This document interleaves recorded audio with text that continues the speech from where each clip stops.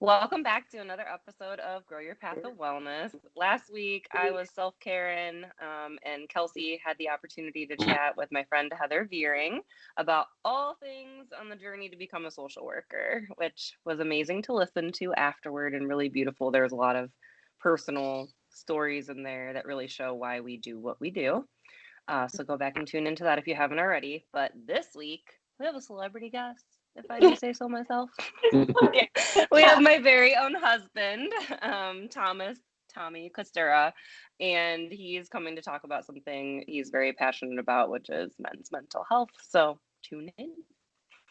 Yeah, so welcome, Tommy. Can you just go ahead and give us a little bit of an intro about maybe background, your own education, or just kind of your role in wellness overall? Sure. My background is, my education is not in this field, of course. I really come at it as just a person, a man in the world today dealing with mental health.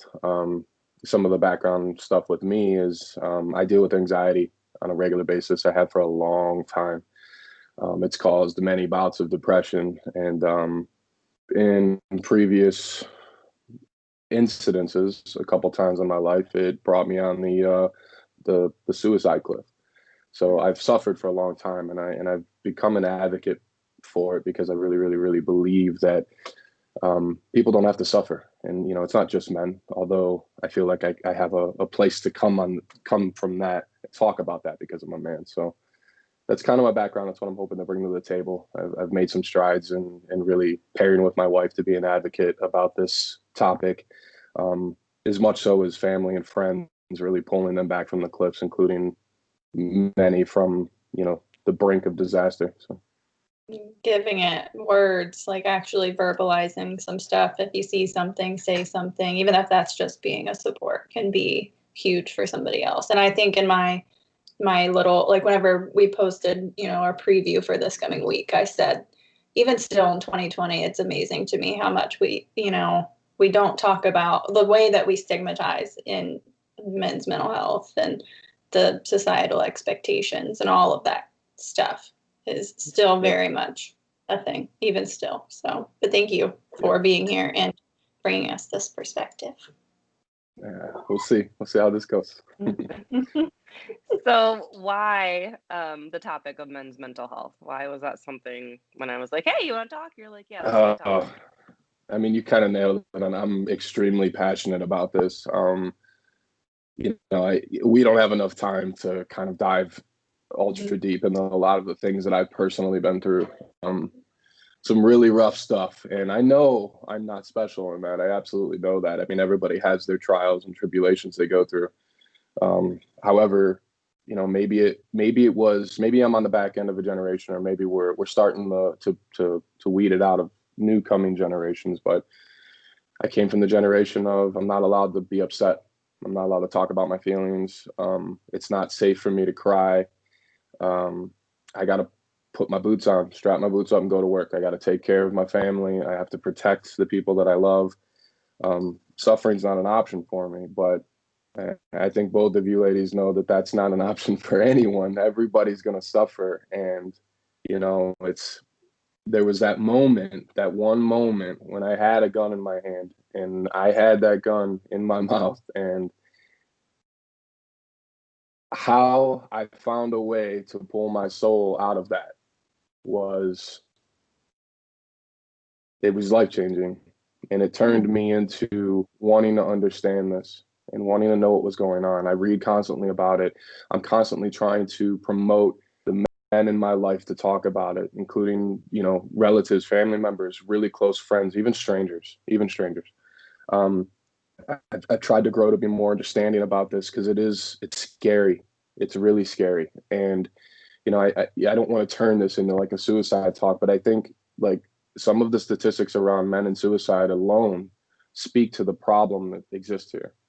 It's basically, it's like 1 in 10,000 men are going to commit suicide in America, right? Men commit suicide on an average 3.5 more times than women. And on average in this country right now, there's 130 plus suicides a day. So doing that roughing that math, that's 100 100 or more men killing themselves every single day. And people don't commit suicide when they're healthy minded. That's not what happens. They're suffering somehow. There's an unspoken scar or bleeding that's happening, and they just need to find a way to address it. And, you know, I think it's multifold, Kelsi. I think you really hit the nail on the head with the stigma piece. It's tough, right? It really is. But I think as men, we have to understand it's okay. And we have to preach it into the world. We have to speak it into existence, right? That it is okay to talk about this stuff, that we have to, that it's not, it doesn't make you weak. Because that's what I thought for a long time. I'm going to be weak. I'm going to show my weakness, and everybody's going to be judging me, you know, not even just like family, friends or anything, like my work. I was terrified. I had a bit of a breakdown a couple of years back. There was a lot going on in my life. I was overwhelmed, overstressed, and I needed to not work because I knew I couldn't give my all to it. And I love my job. I'm very, very passionate about what I do. And I couldn't give my all to it. And I was having a hard time, like really bad. I was falling into this depression. I knew what it was. It's 30 some years. I knew it. And I was terrified to talk to my boss. Because I just wanted him to know what was going on, because he could tell. I knew everyone could tell I was falling off. I work really hard. I produce constantly. I'm always overachieving. And I had a moment where I said, you know what, I got to try it. I've been speaking about this. I got to try this. I got to try to tear down this wall, right? And I pulled him aside, pulled him in the office. Never in a million years what I thought he would have been as respectful and as cool and as understanding as he was, right? And it was another one of those eye-opening moments, you know, like, it's like, hey, it's okay. Just talk. Just be a real person, you know, be okay to feel like men are emotional human beings too. Yeah, it's safe for somebody to see me in this, you know, and it's actually somebody being supportive instead of feeling judgment. Right. Right. And it's, you know, and everybody suffers. You know, I know the topic here is men's mental health, and, you know, I want to be respectful because I know everybody goes through it, and men aren't unique in this way. But I do think there's a problem that needs to be talked about. I do think that there's a stigma that even in 2020 still needs to get knocked the hell down. Like, we got to tear this wall down. This is a giant Berlin Wall that is causing so many people so many problems. You know, it's just crazy. Like, we got to feel safe. We got to know it's comfortable to talk about. Absolutely. When you say, you know, I hear you say you have a unique experience with, you know, being in our society as a male. And so what do you feel like are specific barriers you've encountered or noticed managing your mental health as a male in our country? I think there's a couple things, and a couple I don't know that specify around men, but I think the piece around men is that we just don't talk. We don't communicate. I think the biggest place to start there is men talking to each other. I think men should feel safe to be in a circle where they can say, hey, I'm not feeling good. I'm struggling. You know, talk to their brothers or their good friends or people that they're close to, because we, you know, naively or just like Neanderthal, like we just, men tend to get around each other and it's yeah. But deep down inside, we want to talk. You know, if something's bothering us, we want to say it out loud. We're just always fearful, and that's like the first place the stigma's got to die, because I don't know. I think that's tough, you know, and I think men are terrified to be vulnerable in front of, you know, a potential partner, you know, whether it be another man or a woman. I think men are naturally scared to be vulnerable, at least in my experience. And it's a small subset, but it seems so common. It seems like it's what I read, what I see, how I feel. I'm terrified of being vulnerable. Right now, my hands are sweating. I'm shaky just talking about some of this stuff. Like, it's, you have to, you know, you got to cleanse it, right? And another piece too is I think through my experience, one of the things that was big for me, and this is just me, my personal experience, but I do think there's a problem here, is we're too quick to medicate. We're too quick to toss pills out to people. And I know, back to that whole pulling your boots up, strapping your boots up and going to work, right? If you're hurting, if you're suffering, all right, doc, I'm not feeling good. Give me something so I can go to work. And you start taking pills and you start popping pills and you're not talking about anything. You're not solving anything. You're not learning how to cope. You're not learning how to heal. You're continuing the cycle. And in most cases, at least in my experience for sure, that was worse because that took me down places I didn't know who I was, or I was down in places where I didn't understand how to do things. Like, and then, go deeper than that, trying to get off that stuff just creates a nightmare. And, some of the barriers. And yeah, I don't know. I can't express the talk enough. Sorry, you guys are gonna have to cut me off because I get hyped up. As soon as you see me talk with my hands. That's why Amanda you're here. Something to me one day on my TikTok. She was like, "You talk something about talking with my hands." She's like, "I love it though." I was like, "Everything I do with my hands." We don't have like boring, unpassionate. Is that a word? We don't have boring people here with lack of passion about wellness. Like, that's why you're here. Yeah. It's okay to get fired up. We're on our pedestals all day. Nice to have someone else with us. Yes. And when you say, Tommy, that just in general, what do you feel like you would like to put out there to other men? Like, what can other men do to support other men? I heard you say just talk, but from your perspective, is there something that you would really like promote or say, besides like just talk? What can that look like in a friend group of men? Let the shields down. Let that guard that's held so tightly, like, in most cases, men have both arms in the shield and they're walking around with it all day long. And there's a place and there's a time for that. I believe that. I feel that. I'm very protective in nature myself. I know a lot of men in my life are as well. And that's good and that's fine. But we have to let that barrier down. We have to embrace each other, and it's one of these things. An idea I had prior to COVID, which is something I was like, it was going to be like my spinoff to really kind of start diving into this and really start being a bigger advocate to where I'm taking action, was to have a couple times a year where the guys get together and we get away. We go stay somewhere, go golf, just whatever. Call it a King's weekend, just rep each other, just support each other, all about building each other up. Let's talk about your successes. Let's talk about your dreams. It doesn't even have to be that you're hurting or you feel sad. Let's talk about you. Let's make you feel comfortable being exactly who you are in a situation where you can feel comfortable being exactly what you want to be.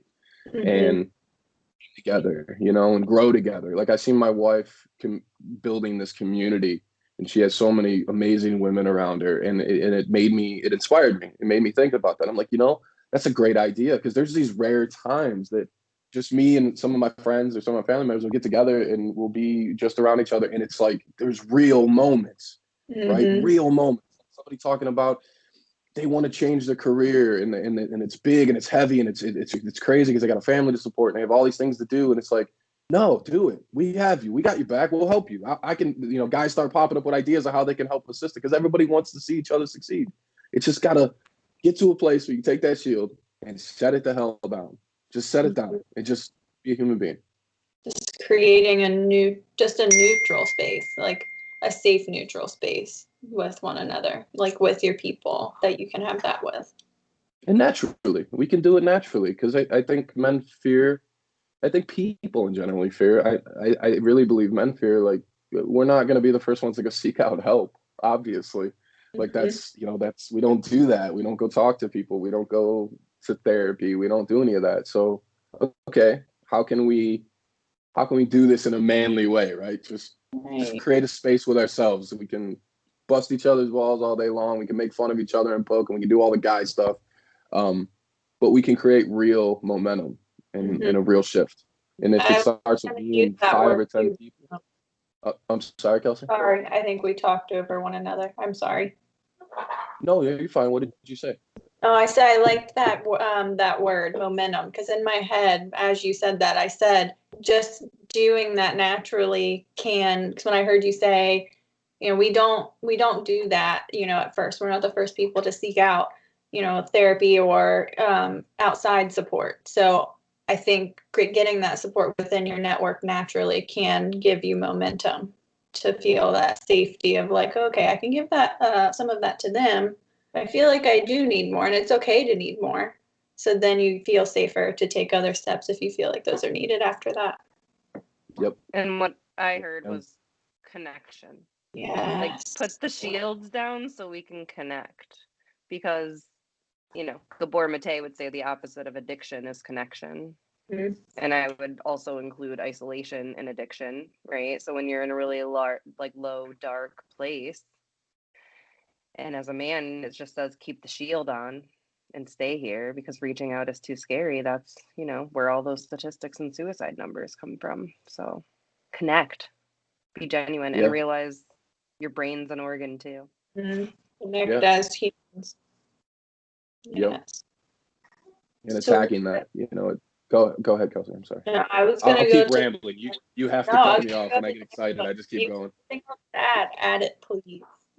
No, I was just gonna add to that piece, that that momentum piece, you know, and thinking about, even if I were to start with 5 people or 7 people or 10 people and just start creating this small community, like, I think we all know how that stuff kind of breeds, right? That positivity, or that community, or that acceptance and all that really starts breeding, right? It's like, just watch it blossom, watch it ripple effect across people and their lives and their families and their other friends and things like that. Attacking this problem, because men, you know, the topic of men's mental health, attacking it with men seems to be the best way forward. And it's going to take brute force, but for men, I mean, that's how we do things. We got to hit it with a hammer. Can't work against things.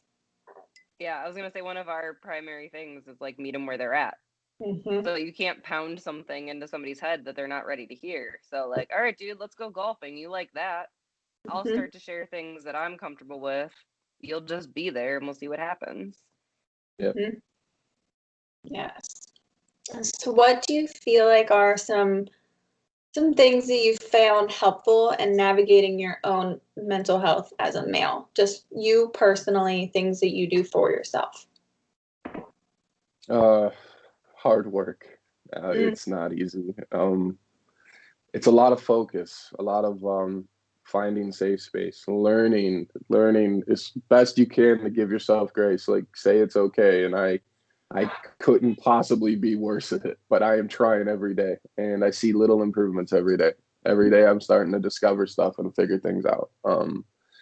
You know, talk it out, find a place that's safe for you, even if it's by yourself or it's with a loved one or a partner or somebody. Find a place that is comfortable and you can just let that stuff out.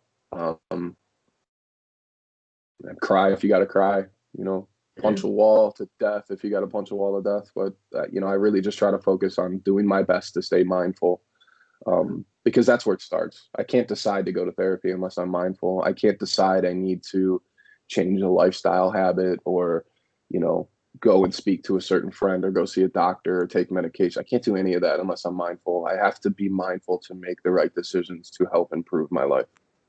Mm-hmm. Way back to I think we talked about that way back in our beginning series. Yeah. Right? Like, how you can't function in that irrational brain. So to even make that good decision to go to therapy, you have to just pay attention. Mm-hmm.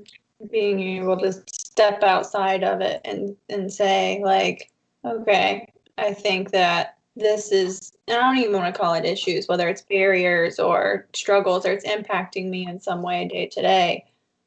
What about this do I have control over, and what can I do moving forward? Because you can't hear so many, just in my own clinical experience with clients, not gender aside, you know, it's always all of the things that they haven't done, or all of the things that they can't do, and we lose that present moment of being mindful right now. What do I need right now? And then that's where you build off from there. Yeah, and getting into that seems like a mountain I'm never going to reach the top of, but I feel very strongly that at some point, someday, I'm going to, you know, and taking some directions to try it in a different way, right? So some of the things that I've been trying to focus on is, this world is moving too fast. It's just moving too fast. And humans seem to be like in this evolutionary point where we're trying just to keep up with all the technology and the society around us. And it's hard to do in the moment. It's harder now to do in the moment than probably ever in the history of humans. But find space where you can set aside some time, right? Like, you know, some of the stuff, some of the self-help stuff that I've watched or read, or just trying to better train myself, you know, just thinking, putting new things in your head to think about, like 10% of your time, 10% of your day, 10% is 2 hours and 40 minutes a day that you can find to just dedicate to separate for yourself. Just give yourself 30 minutes to go take a walk. Give yourself 30 minutes to go sit down, or 10 minutes, 5 minutes to go stretch, something, but do it mindfully, you know. And that's something new that I've added to my arsenal that it really seems to be helping, especially with my new position at work and, you know, the rapid fire amount of things that are coming at us now. It seems to be helping, and it doesn't have to be every second, because I just don't think we're all monk capable, ready, right? Like, we can't just be in that moment, be set on fire, and understand how to get through it.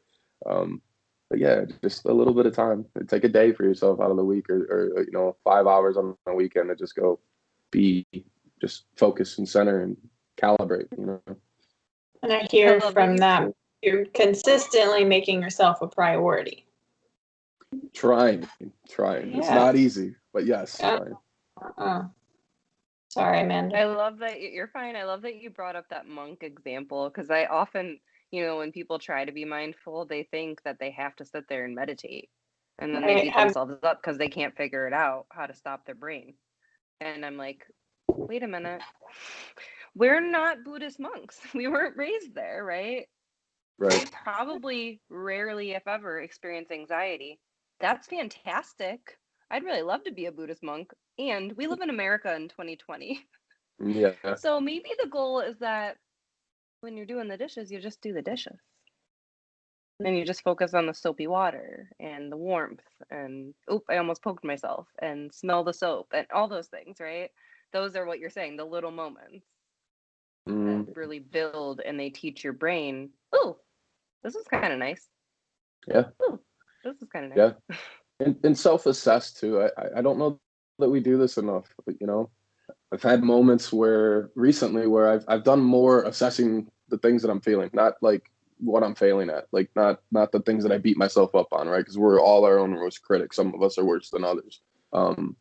But self-assess, take the time to just think about what you're going through and ask yourself, is this how I want to be? Is this normal? Just as recent as a month or two ago, I was in a state for, I can't even count how many weeks, where I was just in a constant state of panic. Every day I was having a panic attack every day. I knew it. I was aware of it. I've dealt with anxiety my whole life, but I've gotten so good at building these survival mechanisms around it, to where the survival mechanisms that are causing the anxiety, these things that, from all the stuff that's happened to me in my past that are causing this anxiety, I've also stacked on top of that survival mechanisms that allow me to work and process and live through the anxiety. Like, it's crazy, but you just step back and you think about it, like, how am I functioning like this? I don't want to live like this. I don't want to feel like this all the time. Like, yeah, I'm getting stuff done. Yeah, I'm accomplishing things. Yeah, I'm progressing and building my life, but I'm suffering and I'm struggling, and this isn't okay. Mm-hmm. My brain is always thinking it's in survival mode, even if I'm trying to eat lunch in between, you know, hours at work, or it's just always there, and you've only felt like you've had to grasp onto those survival mechanisms instead of feeling like you can just be. Yeah, and it's wild, and I have to thank my wife so much, because we talk about this stuff all the time, and I like to analyze. So I get information, I like to process it. You know, I like to think about it. I like to do the math. I like to put it in scenarios. I like to see it play out. And just realizing that only until recently, maybe the last couple of years, if I started really paying attention to it. I'm 36 years old. I've been dealing with this since I was a child, since as far back as I can remember. I've been dealing with anxiety stuff. And I'm just now realizing that, holy shit, this is a problem. Like, this sucks. Like, yeah, it sucks, and I'll get into depression, but then you come out of it and you keep going. But the core problem, like, for me, the anxiety and the stuff that's in my head that I'm not talking about is it's eating away at me constantly. So it's just this vicious cycle, right? You just keep spiraling And what's crazy is like in those spirals, you're creating this opportunity to fail. You're creating for yourself this opportunity to choose the wrong path and not survive. And the farther you go down this without paying attention and recognizing it, that path stops being a fork in the road. It starts being a 12-lane highway with 12 different directions. Only one of those are going to get you to safety. The other ones are just going to compound your problems or take you right off a cliff. And it's heavy, you know, and it's simple. It's funny how simple it is to really get to. It's really just self-assess and talk, you know, talk it out, be okay, find safe places, recognizing yourself that I don't want to be this way. I don't want to feel this way. Just saying it to yourself. But it's so hard, and it's wild. Can I ask, like, when you realized, like you said, I had all these things compounded on top of each other, and yeah, I'm getting through the day, but I'm suffering. Like, can you mention, you know, personally me, I'm a mind body, and Kelsi too, right? We always talk about mind body connection.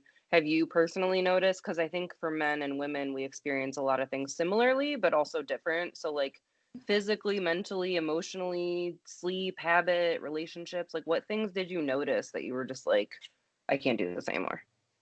Yeah, all of the above. All of the above. But no, I mean, there's some specific points where, if you say you're working, I did construction work for about 8, 9 years. I was doing a lot of road work, a lot of concrete work. I did a lot of that in my life. And I always hurt. I always hurt. Like my hands hurt, my joints hurt, my knees hurt, my back hurt. Everything always hurt from doing the job because it was physical labor and it required that. But you just get used to it, right? You just get used to that pain. You get used to these things going on. Similar to, or going, transferring that over to what you had asked, Amanda.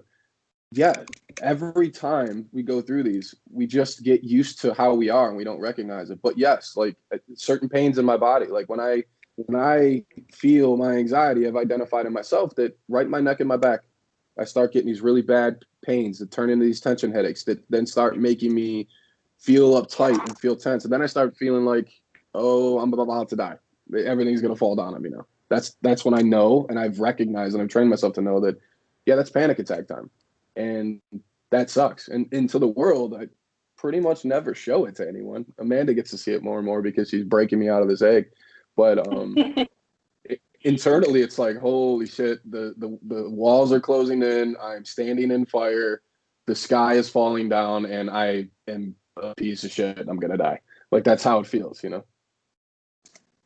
It kills your sleep, kills your mood, beats up your sex drive, makes you make dumb decisions. You start compounding those things together where you just get to a place where you're basically useless, and then you start messing stuff up. Then you start screwing something up at work or procrastinating a lot more, and then stuff starts getting bigger, and you're just creating this giant snowball, and then eventually you crash. And yeah, and it's nuts. And it's because, and that's the part that got me is, okay, I'm 30 some years old and I'm doing the same things over and over again. This is that self-assessment piece, right? It's like, okay, something I am doing is not right because I keep finding myself back in the same spot. I'm hurting. I'm crying. I'm in bed. I'm frustrated. I'm procrastinating. I'm screwing up at work. I'm making bad choices in my life, like over and over and over again. And it all stems because of how I felt, how I feel, and I was so afraid to talk to it, so I just had to do it. I had to deal with it. I always have a thing like with my clients whenever, because you have to start with mindfulness, self-awareness, and because you have to know, like, we're meeting them where they're at. That's where that's where you start. And in the beginning stages of it, it's a joke, a lighthearted joke to say that mindfulness is like a blessing and a curse, because it's like before, I didn't see, now I see all of it. And it's like, and then if you have that loneliness, it can be hard to be like, what do I do with it? Like, I see it now. That can be even more frustrating or even more anxiety provoking. And I'm like, no, it can be very powerful. We just have to figure out, okay, like you said, we self-assess. What can I tweak? What can I do a little bit different? Can I learn something new? What do I need? And then that helps break up that loop, even if it's something small, can get in there and disrupt that can make a big difference. Yeah. So- And, I'm sorry, go ahead. Go ahead. Oh, I was just going to say, and because of some of the things I mentioned earlier about like having this pressure to not be allowed to talk about the things and not be allowed to address what I was feeling, and having to protect and having to put my boots on and go to work, and just not being allowed to cry or feel, and just needing to take care of everybody around me. I worked even from that, Kelsi, where I stopped asking I tried constantly asking myself what I need. And it's funny how the wires were crossed, and the things that I needed always found their way to chain back to exactly what I was doing. I need to take care of my wife. I need to take care of my family. I need to pay the bills. I need to go to work. I need to get this done at home. I need to get that done at home. I need to make all these changes. I need to do all these things, right? Any given time, my brain can go on 200 million things. And I think a lot of people are that way. So what I did, because I recognized that was not getting me anywhere, because I was trying really hard to do that. But I knew just that mentality that was beat into me as a man, as how I was raised, in the life that in the generational shift that I came through. I asked myself, what do I want? Mm-hmm. What do I want for me? Not what do I need to do, because I know I need to do 2 million things. What do I want for me right now, in one moment, right now, in a single minute, in a single day, in 1 week, in a year? What do I want for me? And that for me started really seeding. That started changing things. And that was That's the power of the pivot. Mm-hmm. Yeah. Like how we said, if meditating for 10 minutes going isn't your thing, it doesn't mean that mindfulness doesn't work and can't help you. It might just be switching a word, because that word triggers something for you and it's going down the wrong path. And so instead of saying I give up on checking in with myself, which your old brain might want to do, you say, maybe I can ask what I want. Oh, that feels kind of nice. Mm-hmm. And the word need might be that trigger. What do I need to do all those expectations? Like, because that hit me on, I wanted to say it hit me like a gender difference, but I don't know how to like word that any different. But like, I'm not a man. So all of those societal pressures, as a woman, we have different ones.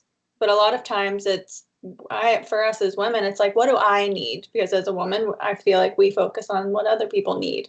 For men, I feel like that can look different. It is, because when we try to take care of ourselves, typically, at least in my experience, and again, I'm going to reference experience from people close to me. I'm going to keep it in that bubble, because I think that was strong enough for me to really take something from it. When I need to do something, or I decide I got to do this for myself, or I want to do this for myself, there's a hesitation, because I don't know if the word selfish can fly out faster. If I decide I'm home on a weekend, right? And I know I have things to do at the house. I have a million things. I have a lot of stuff. I have a lot of work I could do. I have a lot of things that I have to do. But when I ask myself what I want to do, I want to sit down at my computer and play video games for 12 hours, or I want to go listen to a book, or I want to go read a book, or I want to go walk. I want to go play football. I want to do something that doesn't entangle any of those things I need to do. I've always battled this thing where it's like, oh, you're selfish, or oh, you're procrastinating, or that wire restitches. And I do that. And then after I do that, I had a great time. It was what I wanted to do. I felt good. But then I start, holy shit, I left all those hours on the table. I could have done all those things I have to do. And now I'm behind. And a whole, I'm just going crazy. Right. Right. But you could take, and this is what transitioned for me. You can take that one, and you can tell yourself, because you should. And if this doesn't resonate, I don't know what does. But take that one, and that moment when you say, I want something, and believe in it as much as I believe. The very first time that I said I want something was when I decided not to pull that fucking trigger, and I decided I wanted to live. That was a want. That was a true want. And I was okay making that decision. Just like I'm okay if I worked my ass all week and did all these things I need to do to sit my ass down in front of that computer and play video games for 12 hours, or go read that book, or just sit on the couch and do nothing. If that's what I want to do, that's okay. If what I want to do is not harming anyone, is not harming myself, and is not tearing stuff down or causing conflict in the world, then that one is perfectly fine. And everybody should feel okay with that, period. I love that. Something that came to mind, just the gender difference thing again, but it's a difference and then it's not, right? Like, because, you said like, men, won't seek help, won't go to the doctor, even for medical things, right? Just, we don't need the help. But hello, we're both driving cars. Like, we all have a vehicle. Our body's a vehicle, right? So we might have different make and models, but we still got to get a tune-up. We got to get the tires rotated, right? Like all the other mechanical things that my brain doesn't know, but yours does. So I think that's the point too, is that we all have these vessels that need upkeep and care to keep them running efficiently. So I know that one of the things that has always been a prevention from my side, from the male side, is the fear of being weak. So you two are professionals in the field. What do you think is an idea? Like, can we dream together for a couple minutes? What's an idea to find a way to tear down the stigma of, if you're dealing with something, if you're dealing with a mental health issue, you're not weak? And how do we propagate that across the men in the world? How do we get to that point where it's not weak to be sad? It's not weak to cry. It's not weak to feel how you feel or want to do something different. It's a strength, and like, for instance, a good example would be I bet you if you circled up 1,000 men, they'd probably answer this 80-90%. I'm guessing, but I do believe it's true. Say there's a guy who is, your typical manly guy, the guy you put in a comic book. You got a belly, got a beard, got tattoos, running a jackhammer all day. He's a working man, hard hat, everything. But what if inside that guy, all he wants to do is go sit in a cabin and paint? You ask that to people and ask if they think he's weak. I bet you 80% of people will say he is. Men, women, everybody. Grab 1,000 people. People will say he's soft. That's a good word that gets thrown around a lot, right? This guy's soft, or he's too sensitive. Fuck that. I'm sorry, but screw that, man. Like that guy wants to go paint. Let him go paint. That's a strength. Be you. Blossom as the soul that you are. Doesn't matter what you want to do and how you feel. Don't let these stigmas tear you down and force you into this life that you don't want to be in, because we are all, in some way, shape, or form, forced into that life that we don't want to be in. And we're just constantly trying to break out of the cage. I think the beautiful thing and the frustrating thing about our field of social work, the common answer is it depends. Because what I could share with you might be all the research on why, not fully processing emotions from beginning, middle to end leaves them stuck in your body. And the science shows after time that develops into chronic conditions. That might hit for you. For someone that's lower socioeconomic status, less education, more in like street life, we're going to have to come at it an entirely different way. So I think just normalizing and validating is what I try to do, right? And helping people understand the discrepancies between their goals and values in life and the decisions and behaviors that are happening, that they're deciding to do and what they're in control of, to help them understand, oh, wait, like you said, I'm not happy. Like, okay, yeah, I'm getting through everything, but I'm not okay. I'm having panic attacks every day, and my wife is mad at me, and my kids, I'm irritable with them, and all the things, right? I'm drinking more. I don't want to ever go home. I just want to sleep all day. So that's my pedestal. I have so many things in because my brain goes to it instantly, like a magnet latched onto that word prevention.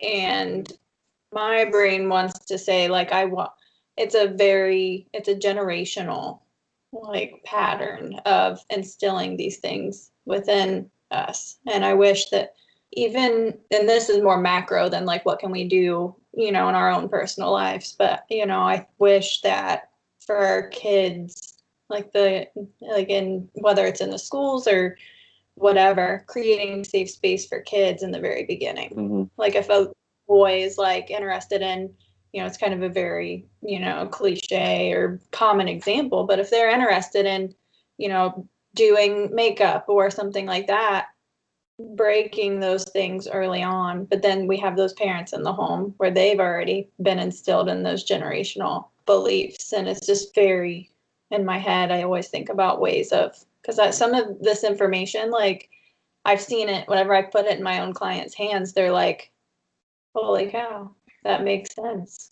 And I'm like, just seeing that, just giving them, like Amanda said, I'm big on, educating and normalizing, humanizing.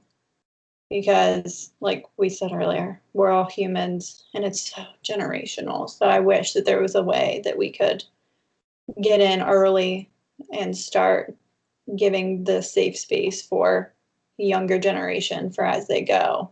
And then in our own personal lives, we can do the things you've already mentioned, like reaching out to loved ones. Because I know I think the beautiful, like we're the magnets for those people in our lives, the ones that find us as a safe person. So, right. I think the beautiful thing is when we see that, like, not to lead on the hopeless, like, oh, what do we do? It's so big. When we do help our clients break the generational curses and the generational trauma, it's beautiful to see how their families change. The ones that have little ones, and how they change their parenting because they don't want to have that same influence. And I almost challenge you, Tommy, when you said, I bet you 80% of people would say that, because we're a much younger generation now, and I think we're a lot more progressive. So back 20 years ago, maybe if you would have asked that, they would have said, oh, he's a sissy or whatever it is. But I think now it's just, I think that's my flaw. That's the fault as a man. That's the way I think.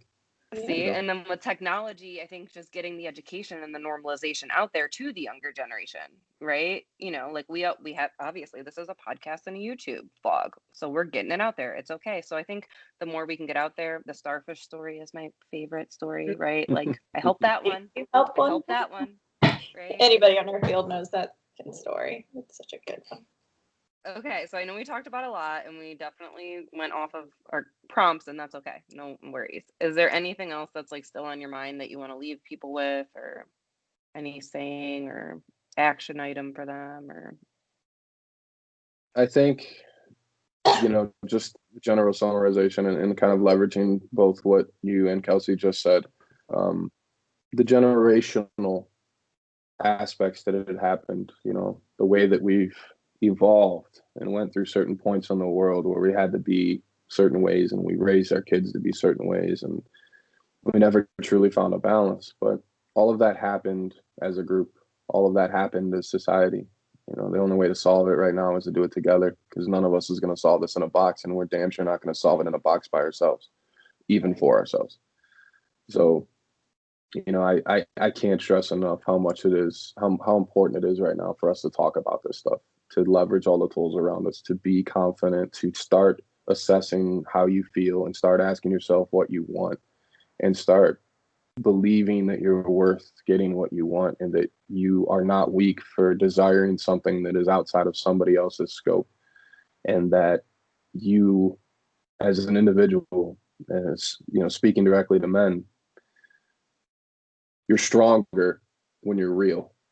You're stronger when you are who you are and what your soul wants to be. That's where your strength comes from, and that's where your healing comes from. So you just got to get back to that. It's basics, but it's tough, but it's so doable, and we just got to keep doing it together.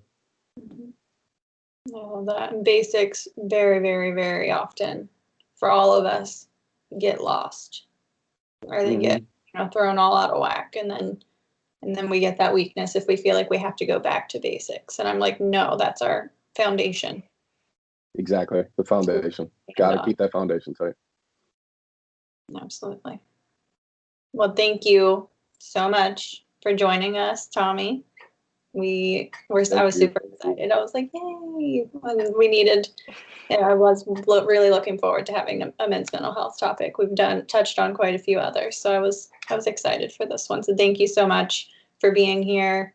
And you brought a very good perspective with this. So can't say thank you. I was a little nervous sitting down with a couple of professionals. I'm just a guy. I'm just in the world dealing with this, trying to be an advocate. I'm not a professional. I don't have any training other than what my wife teaches me or I learned myself, but I appreciate it. And I'm sorry for hijacking.